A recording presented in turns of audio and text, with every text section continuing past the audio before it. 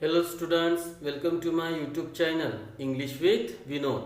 Students, the part we are going to learn today is preposition on. यानी आज के इस वीडियो में जिस टॉपिक के बारे में हम पढ़ने वाले हैं उस टॉपिक का नाम है preposition on. Students, what is preposition? अगर मैं पूछूं तो preposition क्या होता है तो ये one of the part of speech है.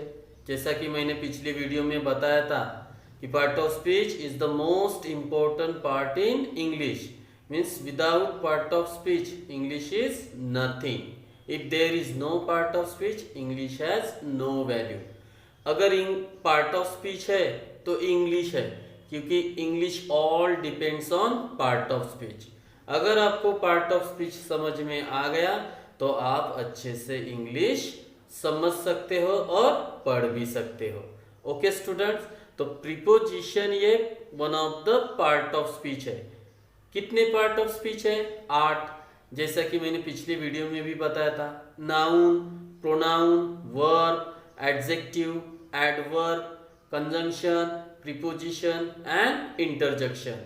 ये 8 ही के 8 ही बहुत ही महत्वपूर्ण है इंग्लिश के लिए, क्योंकि इंग्लिश इसी से बनी हुई है.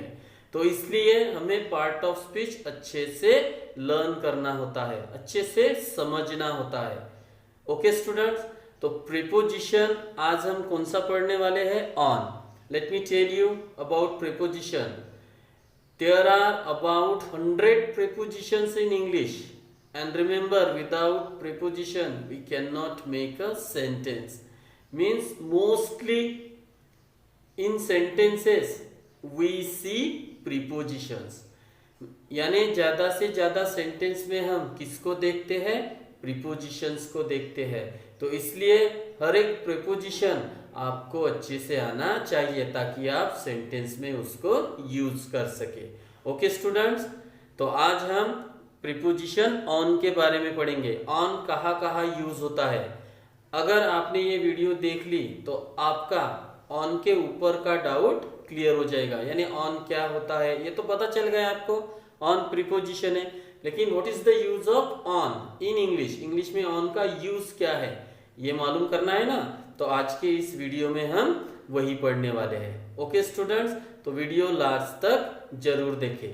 तो चलिए स्टार्ट करते हैं वीडियो को.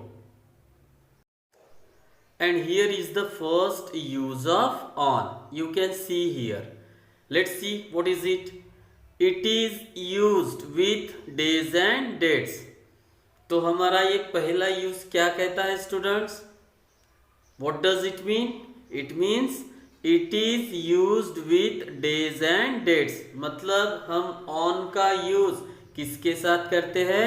डेज और डेट्स के साथ. यानी सेंटेंस में अगर डेज और डेट्स मेंशन की हो, आई रिपीट स्टूडेंट्स, अगर सेंटेंस में डेज और डेट्स मेंशन की हो तो हम उसके साथ क्या यूज करते हैं? ऑन प्रीपोजिशन यूज करते हैं. तो चलिए इसको और अच्छे से देखते हैं एग्जाम्पल के साथ. तो here are the examples. You can see here. The first one is the seminar is on Monday. Seminar Monday को है, और मंडे ये क्या है स्टूडेंट? डेज ही तो है. The seminar is on Monday. Seminar Monday को है. यहाँ पे मंडे मेंशन हुआ है यानी डेज मेंशन हुआ है, इसलिए हमने उसके पहले क्या लगा दिया है? On preposition. तो पॉइंट ही यही कहता है ना, अगर डेज मेंशन हुई हो तो सिंपली क्या लगाइए आप? On preposition. Okay students, now let's move on to second example. My birthday is on 3rd of May. मेरा बर्थडे कब है? 3 मई को है. और यहाँ पे आप देख सकते हो स्टूडेंट्स 3rd of May यानी 3 मई. ये क्या हो गई है? डेट्स. तो पॉइंट भी यही कहता है ना, डेज और डेट्स मेंशन की हो. पहले सेंटेंस में हमने डेज को देखा और दूसरे सेंटेंस में हमने डेट्स को देखा. तो डेट्स यहाँ पे मेंशन की गई है, इसलिए यहाँ पे क्या यूज हो गया है? On prepositions. So the second example क्या कहता है हमारा? My birthday is on 3rd of May. मेरा बर्थडे कब आता है?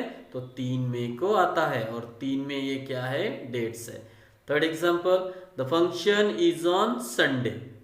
The function is on Sunday, function Sunday को है। फिर से यहाँ पे डेज मेंशन हुआ है, संडे क्या है, डेज ही तो है, तो इसके साथ क्या यूज किया है हमने, ऑन प्रेपोजिशन यूज किया है।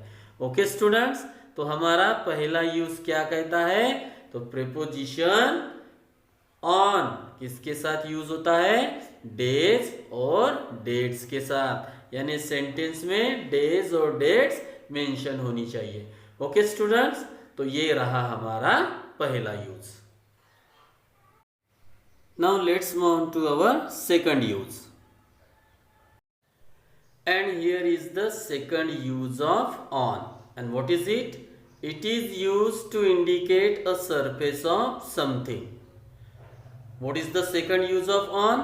It is used to indicate a surface of something.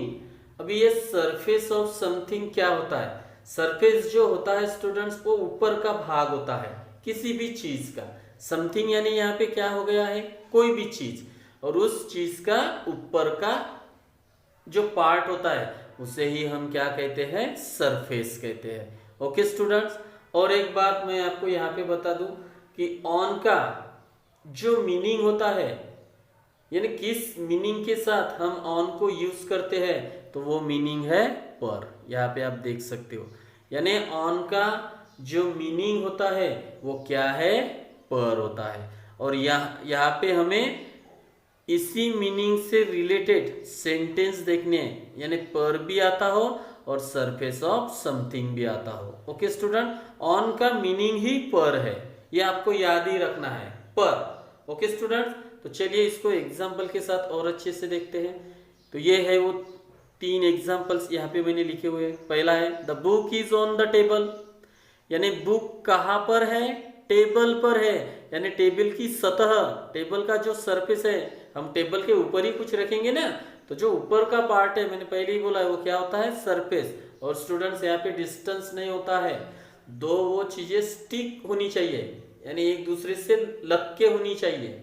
Okay students, तो यही तो वो मीनिंग होता है फिर जिससे हम कहते हैं पर। देखो यहाँ पे पहला सेंटेंस वही बता रहा है, the book is on the table, book table पर है, आ गया पर, किस पर है, टेबल पर। ओके स्टूडेंट्स, तो सरफेस ऑफ समथिंग यहाँ पे क्या हो गया है, टेबल का सरफेस। ओके, क्योंकि बुक तो टेबल पर है कि नहीं, तो ये हो गया वो use, the book is on the table, book table पर है। Second, the remote is on the TV, remote TV पर है, फिर से पर। और अभी यहाँ पे सरफेस क्या है, टीवी का सरफेस, यानी टीवी का upper part. Okay, the remote is on the TV, remote TV पर है। तीसरा है I am writing on the black board, मैं ब्लैक बोर्ड पे लिख रहा हूं, यानी ब्लैक बोर्ड का अपर का पार्ट जहां पे हम लिखते हैं वही सरफेस हो गया ना। तो यही वो सेकंड यूज है, अ सरफेस ऑफ समथिंग, और उसका मीनिंग क्या होना चाहिए, पर। The book is on the table, book table पर है। The remote is on the TV, remote TV पर है। And I am writing on the black board, मैं कहां पर लिख रहा हूं, तो मैं ब्लैक बोर्ड पर लिख रहा हूं। सिर्फ आपको यहाँ पे यही याद रखना है, अ सरफेस ऑफ समथिंग, और ये मीनिंग जो ऑन का ही मीनिंग होता है। Okay students, now let's move on to our third use, and here it is the third use of on, and what is it, let's see. If parts of the days are followed by days and dates, look at this use carefully. If parts of the days are followed by days and dates, meaning क्या है इसका, अगर parts of days किसके साथ mention किए हुए हो, days और डेट्स के साथ, तो हम कौन सा प्रेपोजिशन यूज करते हैं, ऑन प्रेपोजिशन यूज करते हैं। अभी पार्ट्स ऑफ डेज क्या है स्टूडेंट्स, तो मैं आपको बता दूं, जिसे हम क्या कहते हैं, मॉर्निंग, आफ्टरनून एंड इवनिंग, यही तो पार्ट्स ऑफ डेज है। और ये किसके साथ मेंशन हुए होने चाहिए, डेज और डेट्स के साथ। तो यहाँ पे आप एग्जांपल देख सकते हो स्टूडेंट्स, यानी अगर मुझे कहना हो कि आप मंडे की मॉर्निंग को आओ, क्या कहना है मुझे, अगर मुझे किसी को टाइम देना है और कहना है, आपने क्या मंडे को सुबह आ जाओ, तो यहाँ पे देखो on Monday morning, on preposition हो गया है। और यहाँ पे मंडे क्या है, डेज, और यहाँ पे पार्ट्स ऑफ डेज क्या हो गया है, मॉर्निंग। तो अगर पार्ट्स ऑफ डेज डेज और डेट्स के साथ मेंशन करते हो तो कौन सा प्रीपोजिशन यूज होता है, ऑन। तो यहाँ पे देखो आप मंडे की सुबह आ जाओ, ऐसा कहते हैं ना हम सेंटेंस में, तो आप सिंपली कह सकते हो ऑन मंडे मॉर्निंग। अगर कहना हो आप संडे के दोपहर को आओ, तो ऑन संडे आफ्टरनून, फिर से संडे डे है और afternoon parts of the days है। ऑन ट्यूसडे इवनिंग, आप मंगलवार को शाम को आओ, तो ट्यूसडे फिर से डेज हो गया है और इवनिंग क्या है, parts of the days. Okay students, अगर parts of the days days और डेट्स के साथ मेंशन होता है तो फिर हम ऑन प्रीपोजिशन यूज करते हैं। ये तो हो गया डेज, अभी डेट्स के साथ देखते हैं। देखो on the morning of 10th, एक काम करो आप 10 तारीख को सुबह आ जाओ। अगर मुझे ऐसे कहना है तो मैं क्या कहूंगा, on the morning of 10th। ये देखो यहाँ पे डेट है ये, और यहाँ पे morning parts of the days है, यानी 10 तारीख को सुबह, 9 तारीख को शाम को, on the evening of 9th, देख सकते हो यहाँ पे। तो पॉइंट ही वो है, यानी ऑन का ये तीसरा यूज ही हमें क्या कहता है कि अगर पार्ट्स ऑफ द डेज आप मेंशन कर रहे हो किसके साथ, डेज और डेट्स के साथ, तो कौन सा प्रीपोजिशन यूज होगा, ऑन प्रीपोजिशन यूज होगा। ओके स्टूडेंट्स, तो इसको कहेंगे कैसे हम, सोमवार को सुबह आ जाओ, संडे को दोपहर को आ जाओ, और मंगलवार को शाम को आ जाओ, 10 तारीख को सुबह आ जाओ, 9 तारीख को शाम को आ जाओ। तो अगर आप इस तरह के सेंटेंस कहते हो तो आप ऑन प्रीपोजिशन यूज करते हो। कौन सा प्रीपोजिशन यूज करते हो, on preposition. Okay students, now let's move on to our fourth use.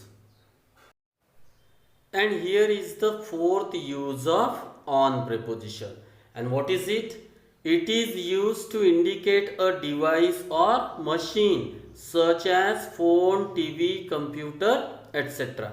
यानी पॉइंट क्या कहता है, ये चौथा वाला यूज क्या कहता है कि हम ऑन का उपयोग किसके साथ करते हैं, डिवाइस और मशीन के साथ। अभी डिवाइस क्या होता है, एक उपकरण होता है, एक मशीन होती है, जैसे कौन सी, फोन हो गया, टीवी हो गया, कंप्यूटर हो गया, है कि नहीं, ये सब मशीन ही है ना, डिवाइस ही है ना। तो इनके साथ हम कौन सा प्रीपोजिशन यूज करते हैं, ऑन प्रीपोजिशन यूज करते हैं। कैसे, तो देखो example, he is on the phone right now, यानी इस सेंटेंस का मीनिंग क्या हो गया, वह अभी फोन पर बात कर रहा है, वह अभी फोन पर है, फोन पर है यानी फोन पर वो बात कर रहा है। तो देखो स्टूडेंट्स, यहाँ पे फोन क्या है, तो एक डिवाइस है, एक मशीन है। अगर आपको कहना है कि वो फोन पर बात कर रहा है या फिर वो फोन पर है, तो आप सिंपली इस तरह का सेंटेंस बोल सकते हो, he is on the phone right now. Okay student, second देखो, she has been playing games on computer since 7 o'clock, वह 7 बजे से कंप्यूटर पर गेम खेल रही है। तो देखो यहाँ पे कंप्यूटर के पहले मैंने कौन सा प्रीपोजिशन लगा दिया है, ऑन, और कंप्यूटर क्या है, तो एक मशीन है, एक डिवाइस है। स्टूडेंट्स, यहाँ पे भी मीनिंग पर ही आएगा, ठीक है। देखो वह फोन पर बात कर रहा है, पर मीनिंग आ रहा है। यहाँ पे भी वह 7 बजे से कंप्यूटर पर गेम खेल रही है, किस पर, कंप्यूटर पर शब्द यहाँ पे भी आता है, और वहां पे डिवाइस या मशीन कौन सी ना कौन सी मेंशन की होगी। तो अगर डिवाइस और मशीन एक ही शब्द है, जैसे कि फोन, टीवी, कंप्यूटर आता है और पर मीनिंग आता है, तो सिंपली आप कौन सा प्रीपोजिशन लगाइए, ऑन प्रीपोजिशन। ओके स्टूडेंट्स, तीसरा एग्जांपल देखते हैं। यहाँ पे देख लो, my favourite movie will be on TV tonight, यानी आज रात को टीवी पर मेरा फेवरेट मूवी आने वाला है। किस पर बोला है, टीवी पर आ गया, और टीवी ये भी मशीन है। तो ये यूज यही कहता है कि डिवाइस और मशीन का मेंशन है और पर मीनिंग आ रहा है, तो आप सिंपली क्या कहोगे कि वहां पे ऑन प्रीपोजिशन लगता है। Okay students, now let's move on to our last use, which is the fifth one. तो ये रहा स्टूडेंट्स हमारा लास्ट यूज जो कि ऑन का है। तो क्या कहता है हमारा last use? It is use to indicate a part of the body. What does it mean? क्या कहता है ये? तो ऑन का जो यूज है वो हम किसके साथ करते हैं? अ पार्ट ऑफ द बॉडी, यानी सेंटेंस में अगर part of the body mention किया हो तो उसके साथ हम ऑन प्रीपोजिशन यूज करते हैं। स्टूडेंट्स यहाँ पे भी पर मीनिंग ही आएगा, तो कुछ सेंटेंस में आता है और कुछ में नहीं, लेकिन यहाँ पे सिर्फ ध्यान रखने वाली कौन सी बात है कि हमें यही वर्ड ध्यान में रखने हैं, अ पार्ट ऑफ द बॉडी, यानी सेंटेंस में क्या होने चाहिए? अ part of the body mention होने चाहिए। तो चलिए इसको एग्जाम्पल के साथ और अच्छे से देखते हैं। यहाँ पे आप 3 एग्जाम्पल्स देख रहे हो। तो पहला है there is something on your shoulder. इसका मीनिंग क्या हो गया? आपके शोल्डर पर कुछ तो है। शोल्डर यानी कंधा, आपके कंधे पर कुछ तो है। और स्टूडेंट्स शोल्डर ये one of the parts of the body है, ये हमारे बॉडी का एक पार्ट ही तो है शोल्डर। ओके, तो आपके शोल्डर पर कुछ तो है, ये तो कोई शोल्डर है इसलिए हमने यहाँ पे ऑन यूज किया। सेकंड है I wear a ring on index finger. मैं रिंग किस उंगली में पहनता हूँ? Index finger. इंडेक्स फिंगर क्या होता है स्टूडेंट्स? जो हमारी पहली उंगली होती है थंब के बाद की। ओके स्टूडेंट्स, तो उसे क्या कहते हैं हम? Index finger. तो मैं रिंग किस उंगली में पहनता हूँ? इंडेक्स फिंगर में, यानी पहली वाली उंगली में। और उंगली यानी फिंगर, ये भी तो पार्ट ऑफ बॉडी है ना स्टूडेंट्स, तो इसलिए मैंने यहाँ पे क्या यूज किया है? ऑन। और तीसरा एग्जाम्पल है he threw a stone on my forehead. उसने पत्थर मेरे माथे पर मारा। कहाँ पर मारा? माथे पर, फोरहेड यानी माथा, ये भी तो पार्ट ऑफ स्पीच ही है ना, सॉरी पार्ट ऑफ बॉडी है ना स्टूडेंट्स, इसलिए मैंने यहाँ पे भी क्या यूज किया है? ऑन यूज किया है। तो पॉइंट यही कहता है कि अगर सेंटेंस में पार्ट ऑफ बॉडी रही तो आप उसके पहले क्या लगाओगे? ऑन प्रीपोजिशंस लगाओगे। पर मीनिंग आए या ना आए तो यहाँ पे हम क्या यूज करेंगे?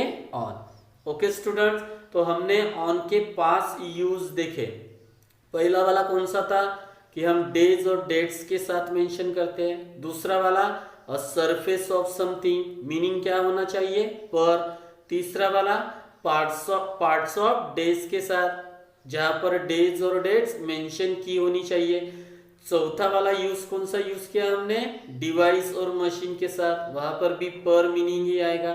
और आखिर का जो हमारा यूज था वो है पार्ट्स ऑफ बॉडी के साथ हम क्या यूज करते हैं? ऑन प्रीपोजिशन यूज करते हैं, मीनिंग पर। यानी इस पॉइंट में होगा या नहीं होगा, लेकिन यही चीज आपको देखनी है, अ part of the body. Okay students, so this is the use of on. I hope you enjoyed this video very much. अगर वीडियो पसंद आई हो तो लाइक, कमेंट, शेयर और सब्सक्राइब जरूर कीजिएगा। Thank you very much.